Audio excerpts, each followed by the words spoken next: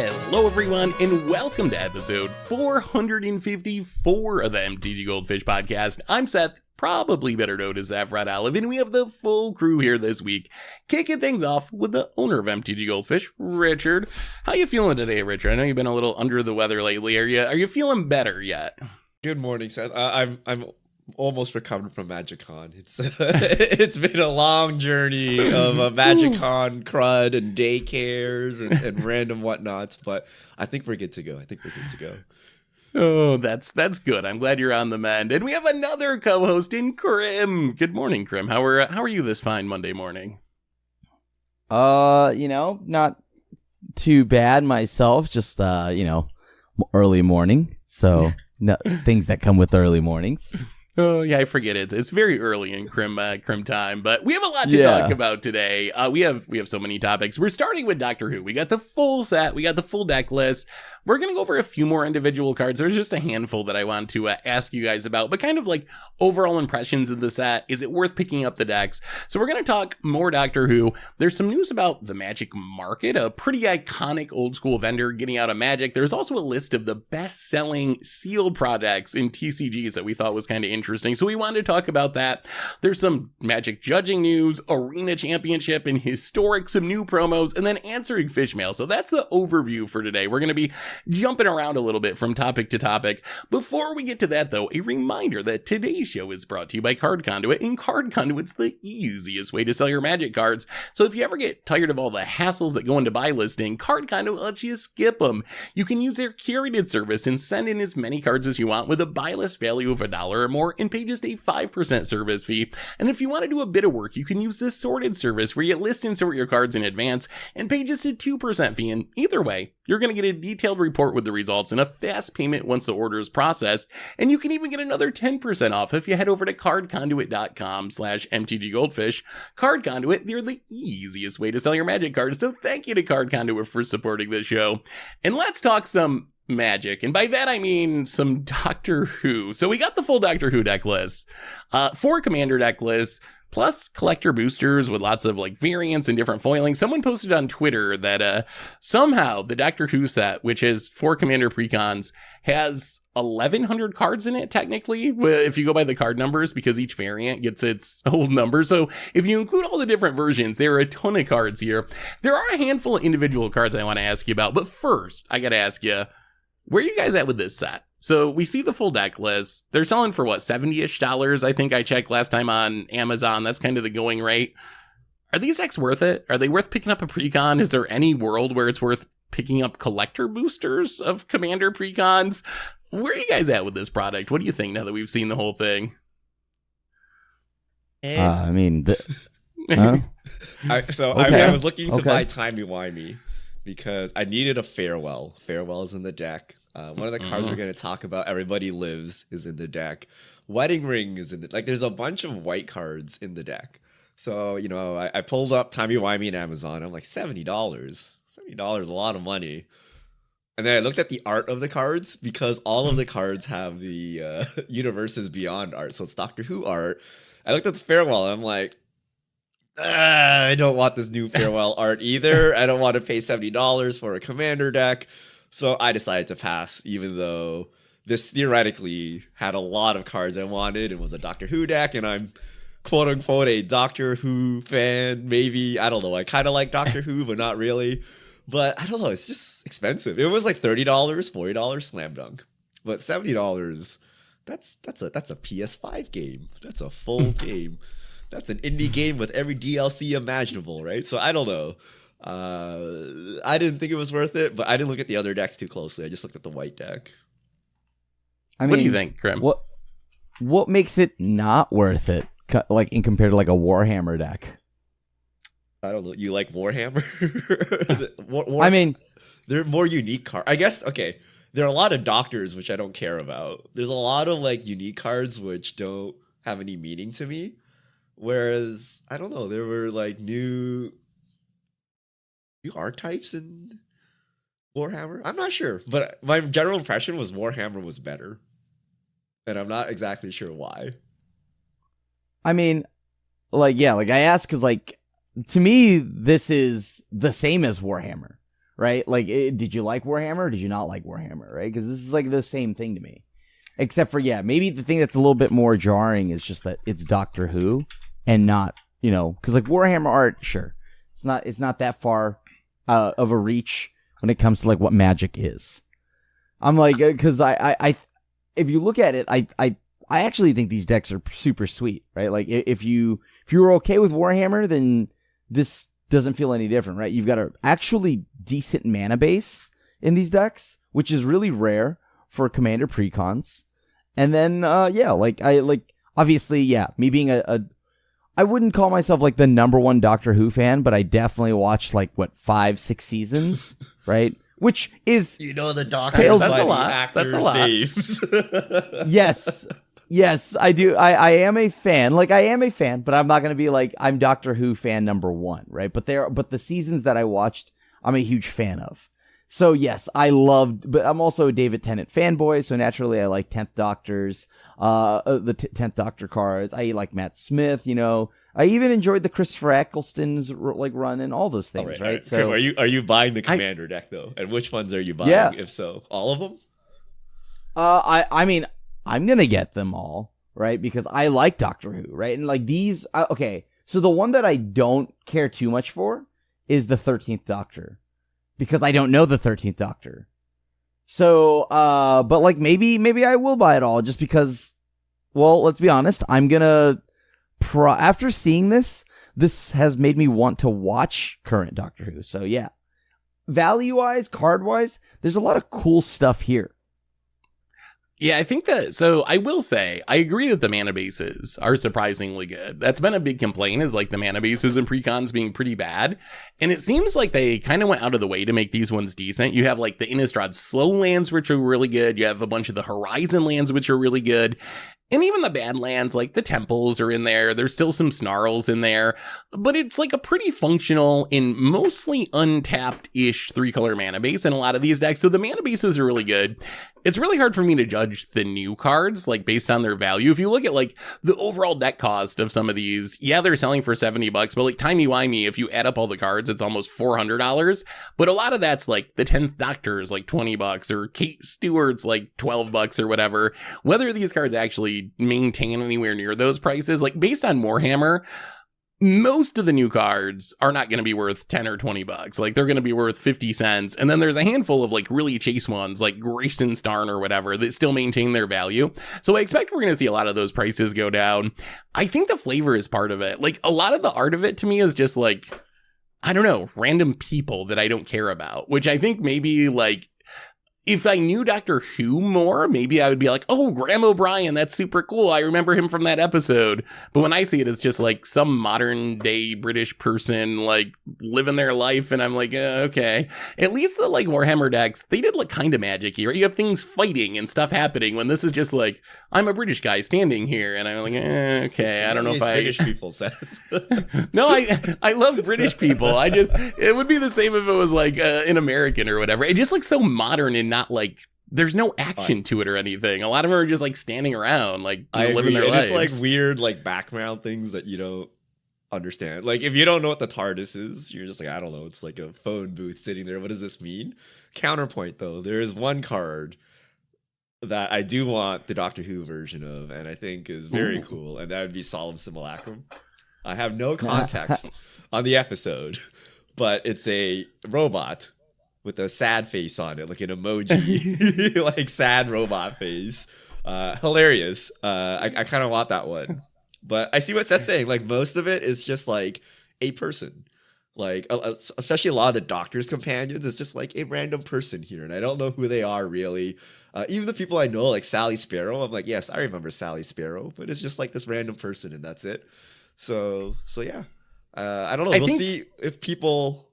maybe we should do an art podcast. There's some interesting cards Celestial Colonnade. Krim, do you like the new Colonnade or do you like the OG Colonnade? I'm not sure. I mean, I think all the art, some of the art on here is gorgeous. Unfortunately, I don't know how, if I like that the art that they use on Port Town is gorgeous. I just hate that it's Port Town. But that's because that's my personal vendetta against like all of these snarl type lands. Like they need to cut those out. Stop doing that. But yeah, like I think Colonnade looks really pretty. I think it's gorgeous, right? Like and since we're talking art, I got to ask you about one piece in specific, because there was a very big uproar in the Twitch chat last week over this one specific piece of art, and that is the new Snuff Out. So Snuff Out's actually like a $10 common that people have really wanted. It hadn't been reprinted since like 2009 in a dual deck. They finally reprint it, and a lot of people were very unhappy with the goofiness of the art. What do you think of the Snuff Out art? Like, are you a fan? Like, compared to one of the original ones, which version would you play? I mean, there's classic, and then there's like this like funny Snuff Out, right? Like, yeah, it's not as serious as like and as terrifying, or I guess is like it probably should be, but in the weird Doctor Who-y way, it is scary, right? Like in it for Doctor Who. They look it's huggy. Just like, I feel like they want to give me a hug. I do not get the scared vibes from them at all. How do you wait? Hold on. How does robot episode? Which episode is this, Grim? How do you? This is a newer episode. This is a like one of the newer ones, because yeah, or maybe I'm just not remembering it. But yeah, like the Snuff Out art is just, I don't know. Like it looks like they're trying to come and choke my like choke me out, right? So, and like with this creepy, sinister, robotic smile. With black mana symbolize. I think that's maybe why WotC did the crossover. I didn't see that. Yeah. I wonder if that's part of Doctor Who, or if that's like Doctor a WotC thing. It's gotta be. Yeah. So Doctor Who ripped off Magic first, technically, if you really think about it. It's a skull set. They've existed before WotC. Yeah, I guess that's true. All right, I gotta ask you. There's 5 cards I wanted to ask you about individually about from this set. The first one is the one that everyone's been talking about, the chase card from the set so far. Everybody Lives. Richard, it's a very Richard card. What does Everybody Lives do? 2 mana white instant, 1 in a white. All creatures gain hexproof and indestructible until end of turn. Players gain hexproof until end of turn. Players can't lose life this turn, and players can't lose the game or win the game this turn. It's a super mega fog. How strong is this card in Commander?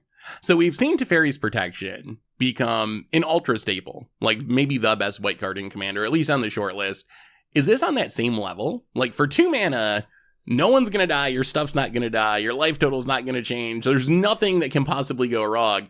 It does affect the entire table, so I guess you don't get to do the like, I piece out of here and you guys fight amongst yourselves and hopefully kill each other. How good is this, Richard? Do you just jam this in every white deck? It's probably so sick. It's a white counter spell, essentially, right? Like someone's gonna do a big thing to win the game, and you're like, nah. The thing that's better than counterspell is it affects onboard stuff, right? Like if someone has built a giant board and they swing at you, you can counterspell that. But Teferi's Pro phases you out, lets the rest of the board get wrecked. I think Teferi's Pro is better, but Everybody Lives is very good, and I think I'll be playing it as Teferi's Pro number 2 in all of my decks in the foreseeable future until I determine otherwise. Until I figure out, no, actually, it kind of sucks. I'm just worried about saving everyone else's board. Like, it doesn't give you the same, even Flawless Maneuver. Like, if you Flawless Maneuver against someone's Wrath, like, you kind of win the game right there. This doesn't allow you to do that. This gives you that Angel's Grace effect, that gives you that fog effect. In place of that, like, do you kind of fog for this? Do you play normal fog or do you play Everyone Lives? That's the question. Ooh. So the other downside is it doesn't get around Farewell, right? Hexproof and indestructible on creatures. So it doesn't prevent all the wraths. The other thing that's a little bit weird is Teferi's Protection, you can still lose the game, right? I'm actually double checking the text to make sure. Yeah, you can still lose. Someone can win the game when you Teferi's So if someone Pro Thoracles or something, you can still lose. This actually prevents that from happening. So I think it's like actually pretty close to Teferi's Protection on power level, maybe a little bit behind. It's also 1 less mana if you got to be leaving up mana during your opponent's turn. What do you think, Grim? Like, you're the control player. How scary is this in your control decks? Is this going to be ruining your ass and wrecking you? I think this is great. Because as much as it might like hurt a Wrath, it also saves me, right? And it saves the table, and it shuts down a combo unless it's like some kind of like walking ballista combo, right? So I do think that this is very interesting that you can't lose the game and your opponents can't win the game as well. That's a big part of this. And it's only 2 mana, like you had mentioned. So I really like this card. Is it? And I like the scene.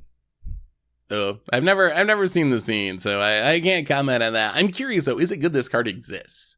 Like, I think this is a staple card. Is Commander better with white decks having Teferi's Protection Everyone Lives to go with Farewell? And there's like also another pseudo Farewell in the set. Like, is this a good direction for the format to be heading from a like meta perspective? I mean, it shuts down shenanigans, so I think I like it, right? Like these board wipes. I don't know why. Like I think randomly, recently there's like controversy on Farewell now, and like how good it is. But I will say, or like how good it is for the game. I think it's great. I think it's solid as threats and everything gets better. Right? Like now you have a board wipe that's good against those threats and answer, or those threats, those permanents, all those things. And it's an answer that permanently answers all of that. I love that. I love that because there's now everything has recursion. So why not have it like, I guess naturally this is a bit of that game of catch up now, right? Because like Farewell exists. Now you have parallel of this card existing, right? So these will just slowly power creep themselves up more and more. But I don't think it's bad. I think it's fun, and the fact that it saves everyone, pretty sweet. Then Richard gets to play more of his 6-hour games that he loves. Yeah, I hate this card. This okay, so I get what Wizards is doing. This is trying to remove the monopoly on stack interaction from blue.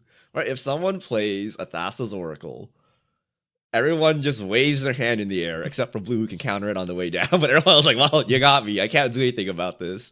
So this is White's attempt to stuff that, right? This is a counterspell that's not really a counterspell, but it does a lot more than that. It counters like on-board stuff.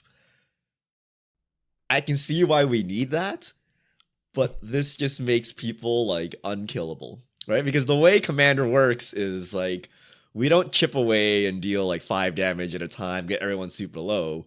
What you do is you just combo off on a turn, and it's either literally a combo, like you play like 2 cards, win the game on the spot, or you do some kind of Crater Hoof combo, some kind of creature combo where you use 1 combat to kind of end the game. This kind of stuffs that. This will drag the game on, and usually your combo is like done if it fizzles, right? You don't normally untap and just like do it again. Like your combo kind of just fizzles out and you gotta like rebuild.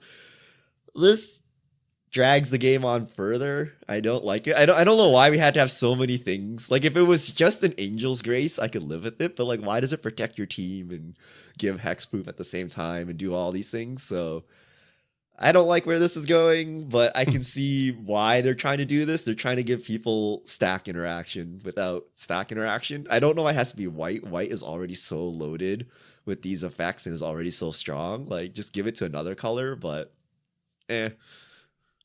Yeah, I am a little scared of the direction things are going. Commander already leads to such long games, and I feel like the more of these cards they print, like Teferi's Pro, Everyone Lives, the hard resets, like Farewell, I don't think Farewell should be banned in Commander or anything, but I do get where people are coming from, that it is kind of a little bit like Ugin, where it's just like, I pay 6 mana and the game restarts and we play another hour because I had this 1 card. And I'm not sure that's like overall, like the more of those effects you have and the more that show up in each deck, I think the worse the format becomes overall, like, because it's just going to be so hard for the game to ever end and kill anyone. And I think a lot of people don't necessarily want the 4-hour games. They'd rather play an 1.5-hour game or play 2 games in their 3-hour window or whatever. So I am a little worried that this adds to that. It's also worth noting this doesn't exile itself. At least Teferi's Pro is a 1-shot. This, you can recur it. You can be casting this every turn. You put it's 2 mana, so it goes under Isochron Scepter. If you want to just like Scepter this every turn and nothing ends, like, so this is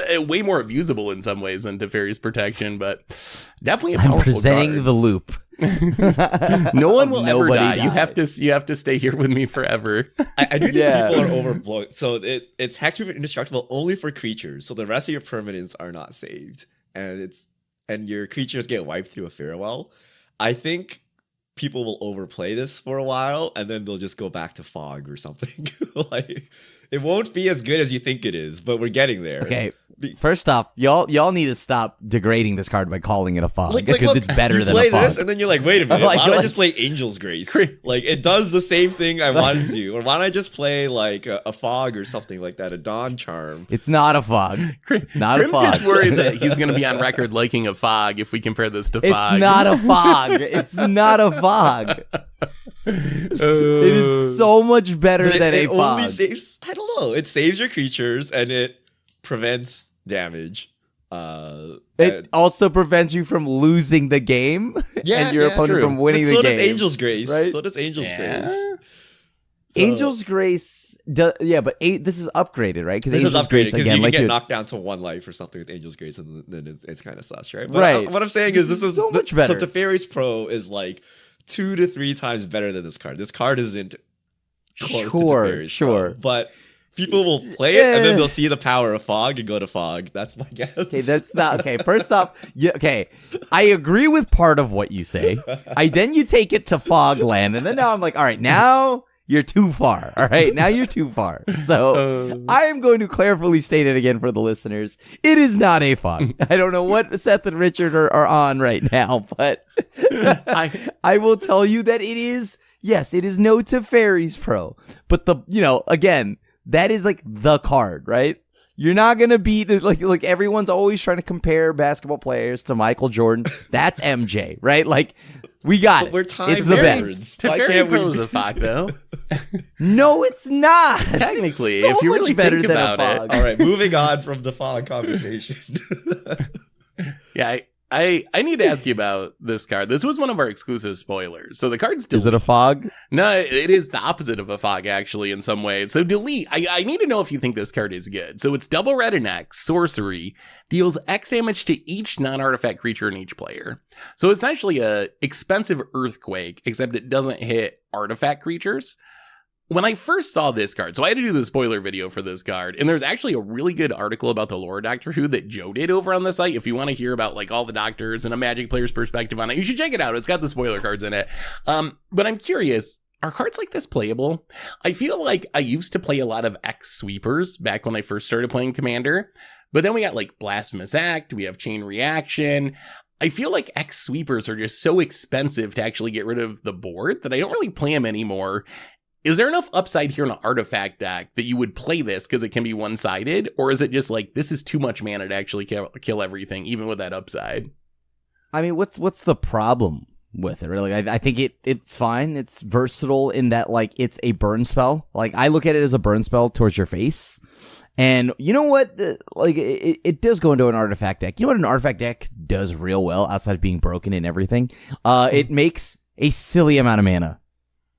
It can get a silly amount of mana. So there is a strong chance this will just kill you, right? Like more than it's a board wipe. This is going to be like a win con, right? And yeah, so like, remember how I'm always like kill the artifact player? Now twice as so, right? And on top of that, I don't know. I mean, Wizards has been making tons of very specific board wipes, right? Like you have the token board wipe. So naturally they make one for artifacts as well. That's fine. Is this good enough, though? Or do you just still play Blasphemous Act? Because it's like, I don't want to spend 14 mana to actually sweep away your creatures. Like, that's my question. That's what I've been trying to figure out. What do you think, Richard? Like, do you run this in Artifact deck, or do you just stick with the more efficient Wraths? I mean, you probably play both, right? Okay. Like, when you play Kindred Dominance, one of those, like, or what is the white one? Like, Mass Calcify or whatever. Like, there's these one-sided board wipes. They're like 8 mana, 7 mana, or whatever. Like, that's what you think of this as? Would you run in a generic deck? Of course not. But if you have an artifact heavy deck, like I can see reasons for running this, but you probably run Blasphemous Act as well and Chain Reaction as well.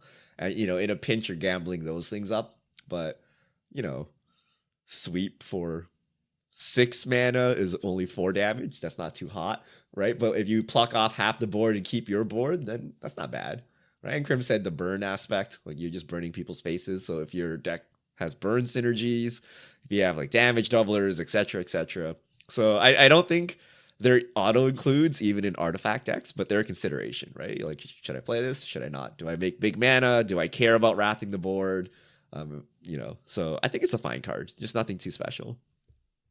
Also worth mentioning, the damage hits you too, so you gotta keep that in mind. But if you have something only doubles the damage to your opponents or whatever, then it works out a lot better. Yeah, I could see decks that would want it. I think you gotta be ramping. You gotta be an artifact deck where almost all your creatures are artifacts, and you have to be a ramp deck. Like if you're both of those things, then I think this is in the conversation. But if you're not both of those things, then I think I'm sticking to Blasphemous Act or Chain Reaction or something that will sweep the board for like much less mana than this. This is going in an aggro artifact deck. Simple as that. Well, next up, we got a couple more cards I wanted to ask you about. One is Displaced Dinosaurs. I want to know if this card's good. So Displaced Dinosaurs, 7 mana, 7/7 Dino. You can see the plans for our return to Ixalan shortly. We got a lot of dinosaurs in. I didn't know there were dinosaurs in Doctor Who. Is that a thing, Krim? Is there actually like a dinosaur season or something? It's a dinosaur episode. It's an episode. Not a whole season of it. But yeah.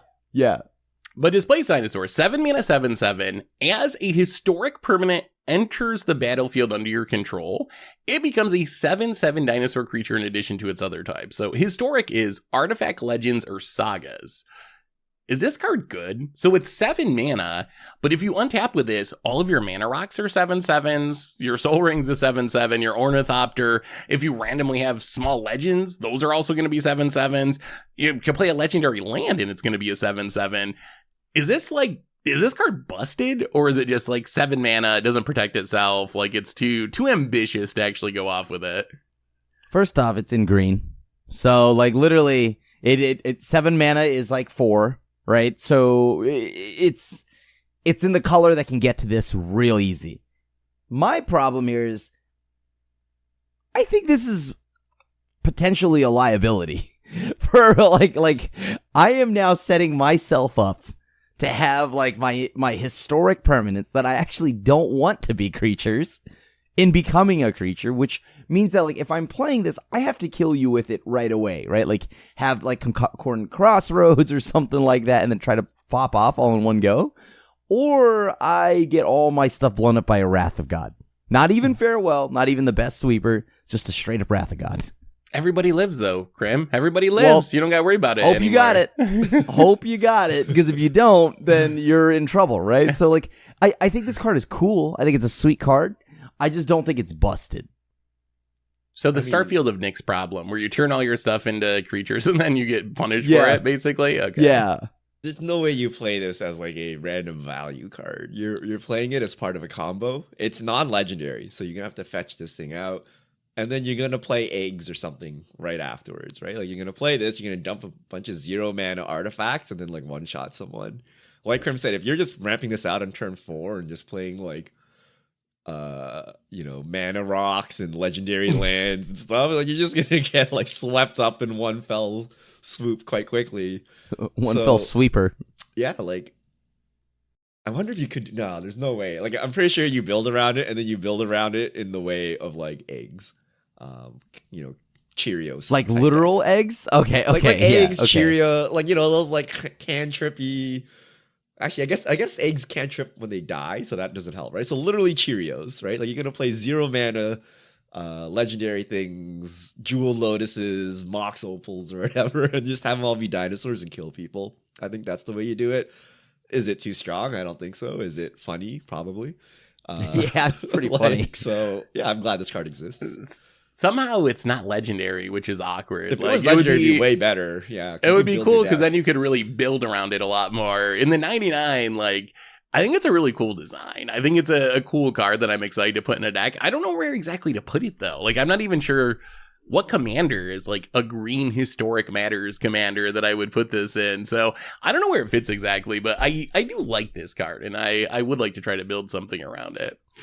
I mean, you're going to have a lot of new legends coming out in Ixalan, right? That are going to be sweet. And dinosaurs and yeah. So like it'll be cool, and like also the idea of like I don't know, Athalia in a dinosaur suit's pretty funny. All right, one last card to ask you about. This one, I'm always on the lookout for 3 mana value mana rocks that are actually worth it. And I think we might have found one in Sonic Screwdriver. So Sonic Screwdriver, 3 mana rock, taps to add a mana of any color. You can pay 1 and tap it to untap another target artifact, so a better mana rock. You can pay 2 and tap it to scry 1, or pay 3 and tap it to make a creature unblockable this turn. Is this enough value to make this like a staple level rock? So the baseline is the Manolith. Yeah, 3 mana rock that adds a mana of any color. But then untapping another artifact, that can do like Winter Orb shenanigans if you want to be mean. It can untap mana rocks that produce a bunch of mana. And then making a creature unblockable for 3, that's actually a pretty powerful effect in a Voltron style deck, right? People play... Oh, what's the access tunnel and those lands that like essentially have the same effect. How good is this, Richard? Is this a 3 mana rock you would actually play? Is making a creature unblockable enough for you to put it in your deck? No, it's unplayable. Like the mode you want is 1 to untap another target artifact, where you're going hard on your combo and you need Voltaic keys 4, 5, 6 or something. Then maybe you play this, but a 3 mana you think this mana is rock, unplayable? I mean, you can play it, but it's like pretty mediocre. Like, would you just play a random 3 mana rock? I feel like this Worn is Power on Stone. side. Just play Worn Power Stone if you wanted. No. Isn't this better? is so much better. This has gotta be better. Make a creature unblockable. Untap it adds something. mana of any color, and yeah, like the scry one isn't that bad either, right? No, like, I if mean, you play this and you scry one, that is scry one. I mean, so scry one isn't great. Like, yeah, I'm never like paying, like going out of my way for a scry one, but the fact that there's just scry one incidentally stapled onto like the Voltaic key and the like you know the Rogue's Passage effect, dude, I think this is a really good mana rock. This is what, like, when you look at a 3 mana rock, it has lots of functionality, lots of things that you can do with it. Just keep putting text on it until it's playable. Yeah, if you put enough abilities on a Manolith, it's got to be good, I think. You really gonna play this? I mean, I have a high tolerance for 3 mana rocks. I play Celestis in a lot of decks, so I think I will put this in a lot of decks. But I also have like come to grips with 3 mana rocks with upside being worth it. This so like maybe, adds maybe 2 mana and gets farewelled. Right, so I mean, at least the 2 mana rock adds 3 mana before getting farewelled, right? Like, oh, come on. Anyway, that's Doctor Who. Any final parting thoughts on Doctor Who before we hit up a few other topics on today's podcast? I mean, yo, for the Doctor Who enjoyers, this is sweet. I love all the talismans being like, you know, the Doctor's and like, you know, like their scarf or something like that. The bow tie of Matt Smith on a Talisman of Conviction. I think this is pretty cool, and the Ood's like Talisman of Dominance. Like that's super sweet. So I guess my one question is, yo, is a guitar in green and red? Why is a guitar in green and red? I don't think a guitar should be green and red. Those are not a guitar's colors. What colors are a guitar, Grim? What colors do you, and don't say Grixis, I swear to God, that's not allowed. I mean, okay, it's not Grixis. I won't think it's Grixis, but I would say at least Rakdos. Okay, right? Black and red, right? Like, that's kind of rock and roll, right? You got, that's I can see that. Why, or I'll even take blue and red, right? No, Gruul should have a leak or whatever that is, right? Like or a carrot or something like that. I don't know. The point is, a guitar does not feel Gruul, but whatever. That's my minor nitpick of the whole set.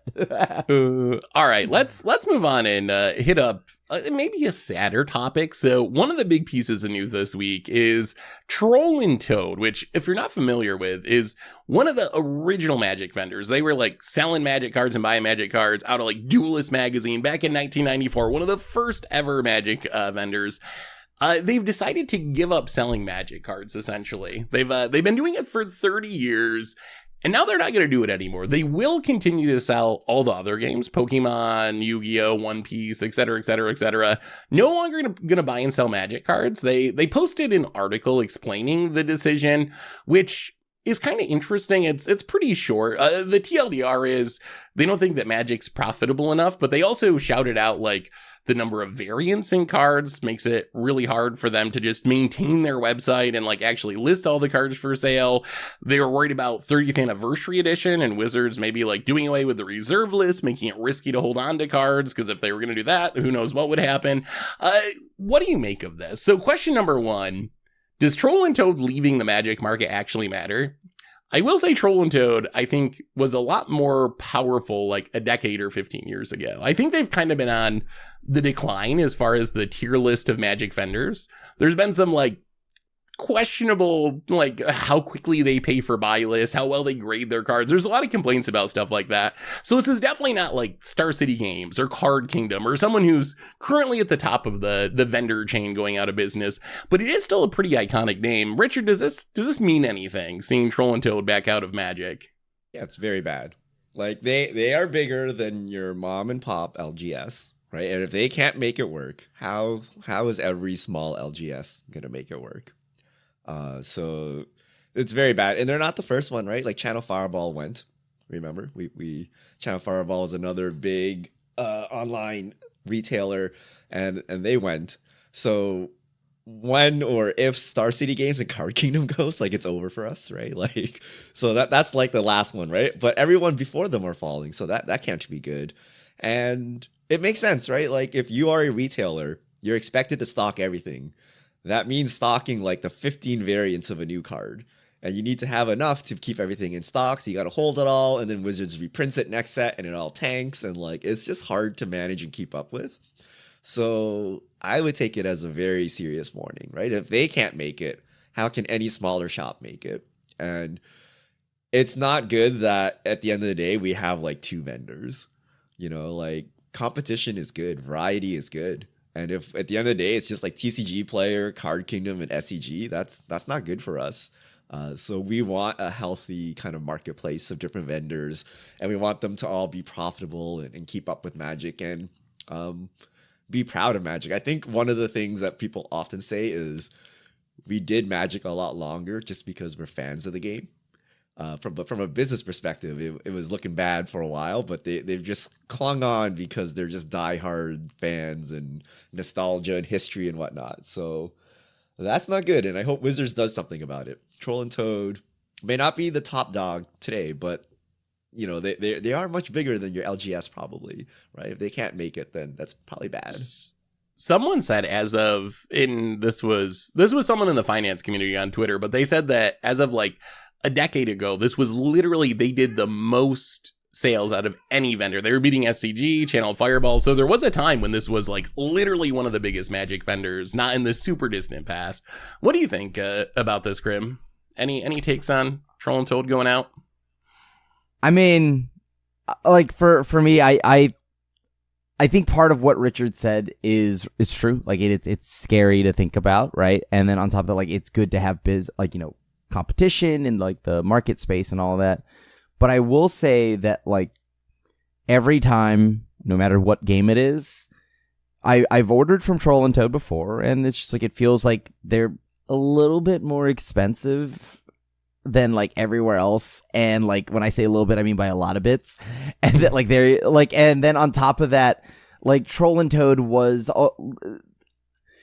you know, like, I'm just going to go with a lot of it was expensive, and what I got, I was, kind of, they weren't a vendor I'd exactly return to all the time. Simply, right? Like, to put that. So, I do think that I hope that, there's a healthy marketplace for stores and things like that. Like, I want that because that's good for the game. It's good for the, everything. But, like, also, Troll and Toad, for me, it's just like, oh, well, they were kind of really pricey. So, like, no shade to them. It's just like, it's kind of pricey and that's it. Yeah, they were definitely a vendor I used a lot more like a decade ago. And then I think they got a little inconsistent with like their grading got really inconsistent. And like sometimes shipping would take longer than others and things got a little bit weird. So I definitely don't view them as like a Card Kingdom or something at this point, but it still is like, I think a lot of the things that they hit on are the same things we've been hearing from other LGSs. So even if part of it is like self-inflicted, it's not like they're talking about something brand new that we've never heard before, and they're hitting on a lot of the same like points that a lot of other LGSs have hit on, which I think matters. And also, Richard, you posted this interesting list from TCG Player about the best-selling sealed product in TCGs. It was pretty interesting. What did that list actually show? Yeah, so apparently TCG Player lists their top price-adjusted sales for sealed products. So it's not the price of the product or how many they sell, but those multiplied together. This was for the month of September, which there was no Magic release for, but I was shocked at the composition of the top 20 or whatever. Crim may not be. So number 1 is One Piece, Kingdoms of Intrigue booster box. Number 2 is Yu-Gi-Oh! 25th Anniversary Tin. Number 3 is Yu-Gi-Oh! The Crimson King Structure Deck. Number 4 is Lorcana Amber and Amethyst Starter Deck. Number 5 Darn is you Pokemon sweaty Lorcana players. 151. By the way, Lorcana deck is $37, way above MSRP. People are buying like the scalped prices still. And then 6 is Lorcana Sapphire and Steel. 7th, Lorcana Emerald and Ruby. 8th, 151 Ultra Premium Collection from Pokemon. 9, Obsidian Flames Booster Box. And finally, at 10, we have Wilds of Eldraine Set Booster Display. 11 is One Piece. 12 is Lorcana. 13 is Pokemon. 14 is Collector Boosters from Wilds of Eldraine. 15 is Yu-Gi-Oh! 16 is Pokemon. 17th is Wilds of Eldraine pre-release pack. 18 is Lorcana. 19 Lorcana. So I'm a little shocking very that surprised. Magic is just kind of split up here.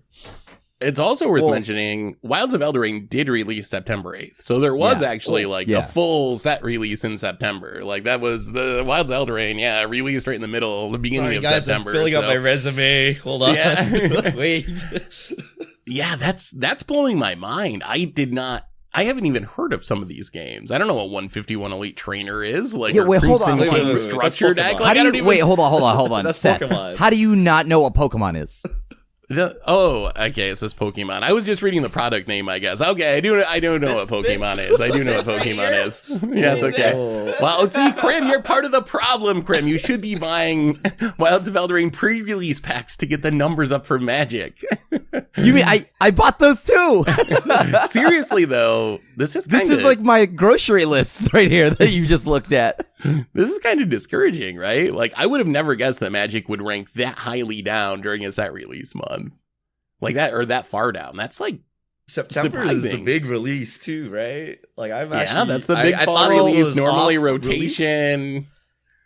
Well, hold on. Okay, so 151.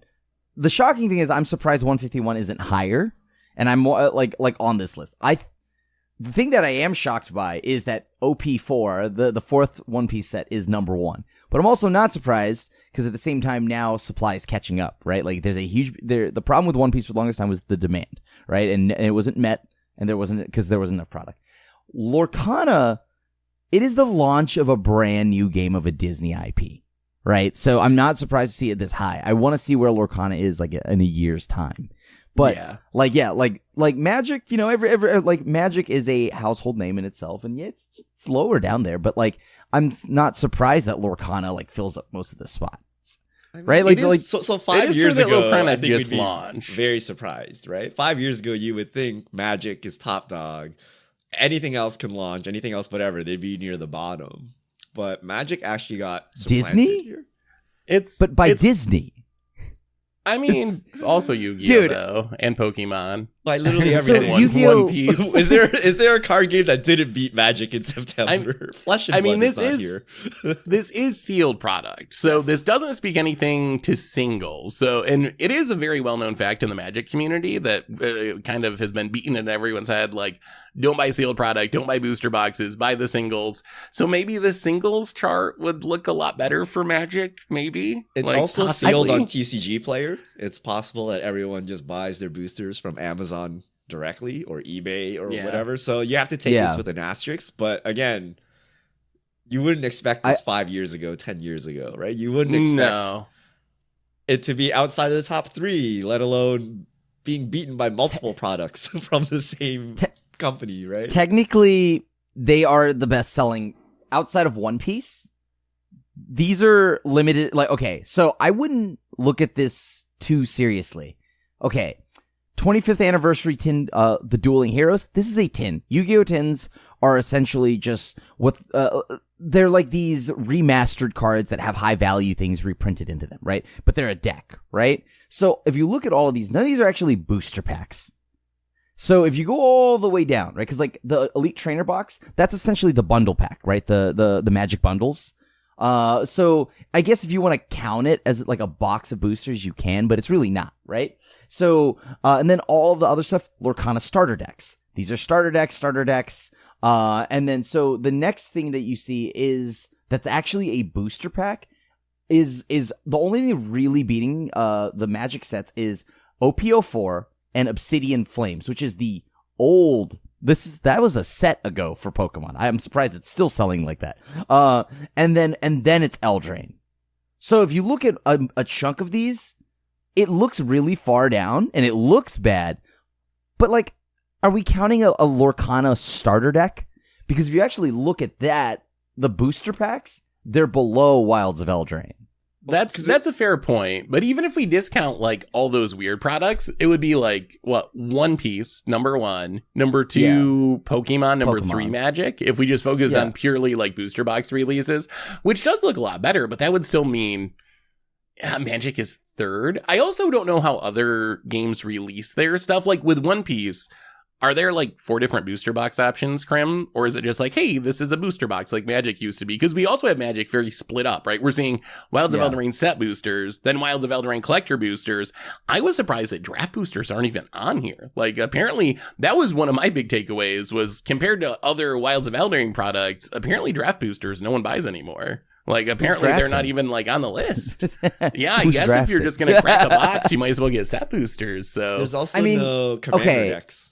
Right, so if you're like, oh, it's all Lorcana and Pokemon pre-constructed decks, like, where are the Magic ones? Nobody cares, right? Like, they're not here. Yeah. I mean, but the thing that's notorious with TCG Player is that commander decks are absurdly pricey when they hit TCG Player, especially on launch week, right? Like, let's not lie here. If I would never buy a majority of Magic sealed product on TCG Player is exponentially pricier, usually.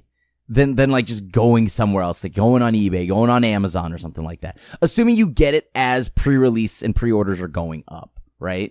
Because otherwise, One Piece, they only have their one like set. That's it, right? But you're also looking at 2 games that have there's an art to it, and this is what Magic is catching up to. Pokemon focuses on box opening. That's their content. A lot of people love opening packs of Pokemon because the experience of opening a Pokemon pack is the fun, right? It is a huge part of the fun. And they even know that. So the way they design their pack layouts, all that stuff. That's why you see Magic trying to restructure their pack. So it's like, oh, cool. Magic pack opening is like Pokemon, right?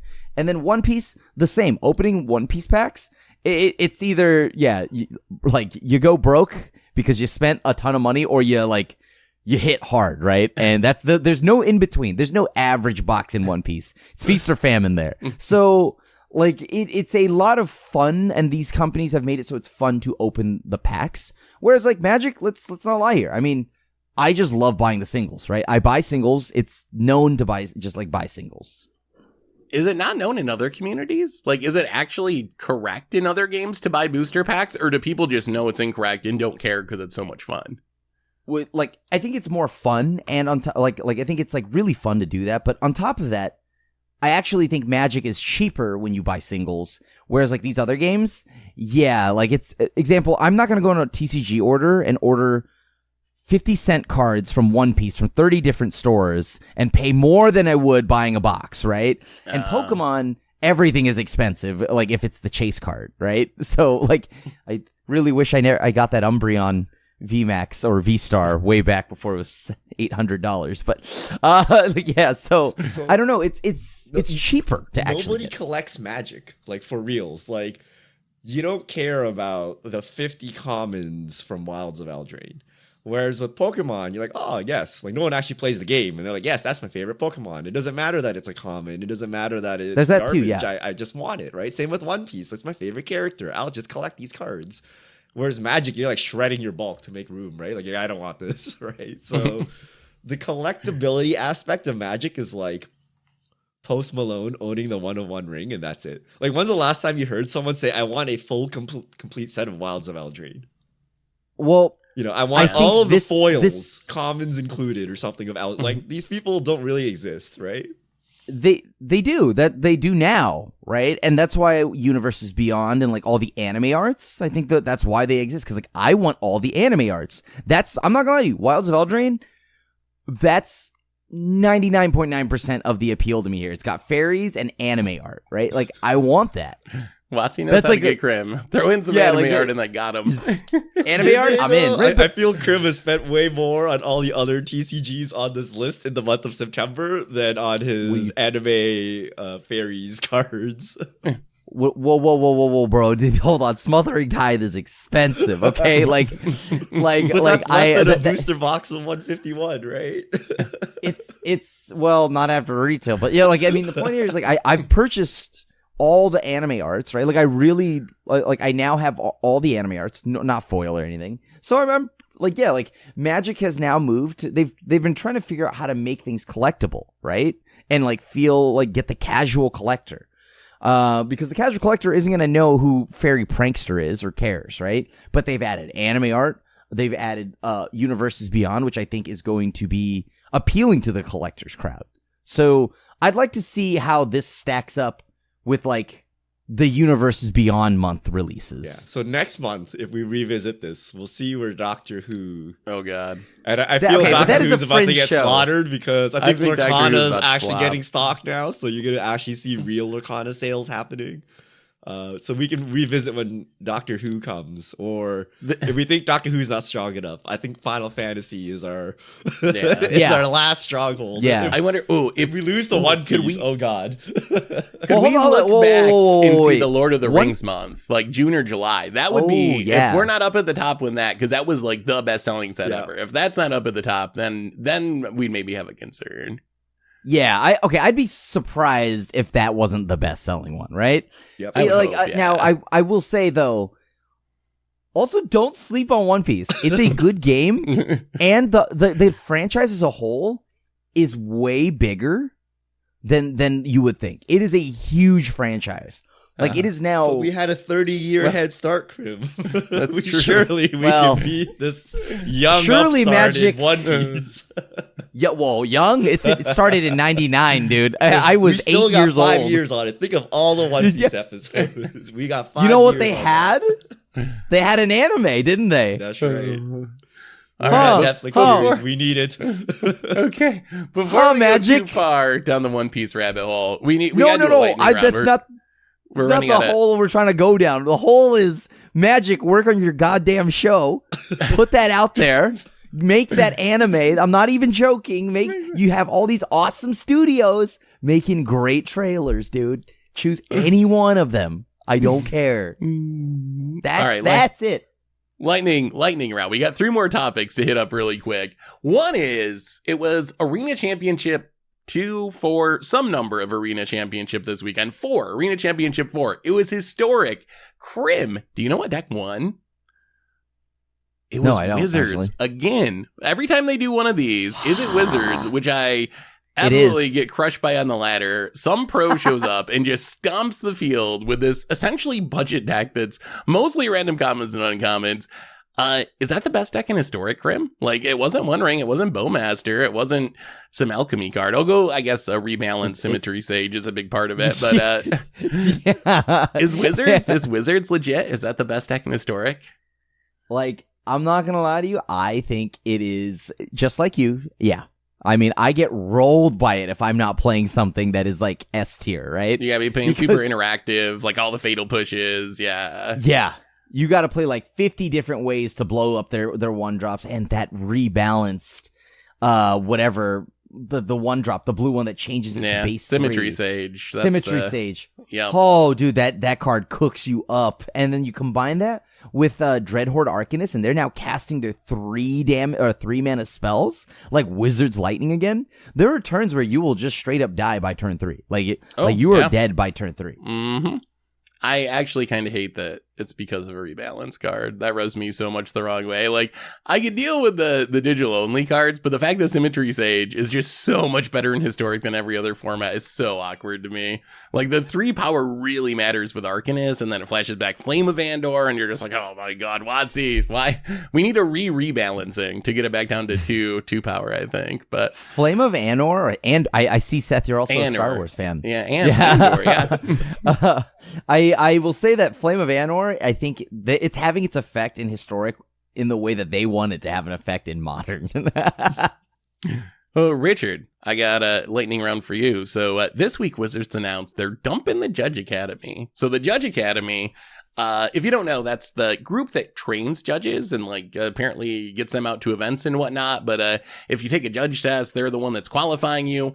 There was a lot of drama with this where like judges could have been employees, but Wizards didn't want them to be employees, and like all this was a few years ago. So the end result of that was the Judge Academy, which has been around for a few years now. But as of October 13th, which is the end of this week, Wizards is no longer going to be partnered with Judge Academy. They got nothing to announce. There still will be judges. They'll figure it out as they go along, but nothing announced yet. Is this another blow to like competitive Magic? Should we be concerned about this, or do you expect some other Judges Academy to just pop up and fill this void? I don't know what the beef is. If they're just dropping it and they actually had a replacement, like for example, Judges Academy was corrupt or whatever, they didn't do their job, we're going to use another organization, fine. But they're like, nah, no more Judges Academy and TBD. They're like, what? Like, what is the replacement? Like, how do you have organized play without judges? So awkward. So I don't know, like something happened where like, okay, we got to drop Judges Academy immediately and then we'll just deal with it, or if they're just like, oh, we're going in a new direction, but we have no direction, so please wait for us. Super awkward either way. I don't believe it when Wizards says they care about organized play and then do things like this, right? Like, you need judges. You even need judges for Commander. Can you believe that, Wizards? There were no judges at MagicCon in the command zone, which would be helpful in case you had a question about how these like triple-sided cards or whatever with 800 lines of text work. But yeah, weird. I mean, so they did say they're replacing them with something else. I mean, I think I hope they have to. Like, I don't think you can not have judges if you're going to have competitive Magic, but they did say they know that Magic judges are the lifeblood of high-level Magic. I don't know why WotC always does this thing, though, where they announce some pretty big change without having, like, the follow-up of, like, oh, we're getting rid of this, but we're doing this. They did that with Standard, with Rotation, where it's like, oh, we're going to get rid of Standard Rotation, and TBD, we'll let you know more in, like, several months. And everyone just, like, freaks out, even though Wizards might actually, like, have some sort of a plan, or maybe they don't have a plan, and they're just making it up as they go along. But it would be much more reassuring if they're like, hey, we're getting rid of the Judge Academy, but we were going to do this to replace it, instead of just we're getting rid of the Judge Academy and we'll let you know in the future once we figure it out. So I think that's the problem with this. It's announced as like, they didn't talk about the replacement like that they have in like set in, right? Like, so that's just, it's from the outside, it just looks weird, but there's no way they're not gonna, like all my friends that are judges, like, and high up there, they're like this.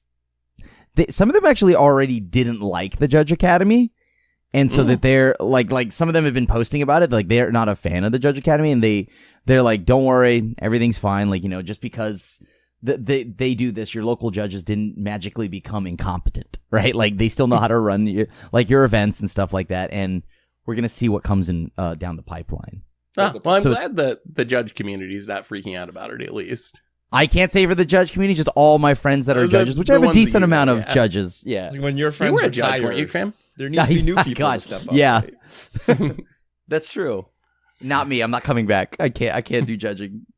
All right, last topic, and then we're going to sneak in a fish mail. We got our new WPN promos to go through the next year, through 2024. Yes! They're kind of cute. It's a lot of like super classic Magic characters: Sarah Angel, Lord of Atlantis, Zombie Master, Goblin King, Gaia's Leash, and Cavern of Souls. But they're all like playing F&M, apparently. They're like in local game stores essentially, and like actually playing with Magic cards. What do you think of the style of it? Like, we haven't seen this before really, but it kind of works for a WPN promo, right? Because you're like intentionally trying to get people into local game stores, and then here's Lord of Atlantis, like go to FNM and you might get to play with Lord of Atlantis literally or something. I love these are so good, dude. Like, and then the flavor text on these cards are hilarious. Like, we're talking about like this is a Lord of Atlantis in an LGS palming a hand a grip of cards and then reading a Magic card, and like the quote is, "Oh, a Tide Shaper. This is going straight into my Sphelan deck." or my favorite is of course the Zombie Master one. He's looking over like a tabletop counter, and you see Magic boxes, and it just, the quote is, "Not even the cold embrace of death could keep him from his pre-release events." Like these are just so hilariously self-aware. I love this. I love the campy corniness of this. It is very campy and corny, but there are actually some cool cards, and the art looks it's different, but it's cool. I would jam them in my Sebulon deck, that Lord of Atlantis. So anyway, need that Zombie Master. Richard. Also, wait, go ahead, Grim. Question: does the Goblin King art look like Card Kingdom? Like they're in Card Kingdom? In a Card Kingdom? Like, I've never been in Card Kingdom. You guys you're on the West Coast. Is that like Mox Boarding House or something? Was this literally taken in Card Kingdom? Of course. I feel Today's like episode is brought to you by Card Kingdom. It looks like a random game store. Because I feel like it kind of just makes me think of Mox Boarding House. It looks like board games are present, but if you look at it closely, they're actually just Magic products. Yeah, I see a March of Machines box back there, Ixalan. They're well stocked. It is definitely not taken in Troll and Toad, I will tell you that. There's way too much Magic in there for it to be Troll and Toad.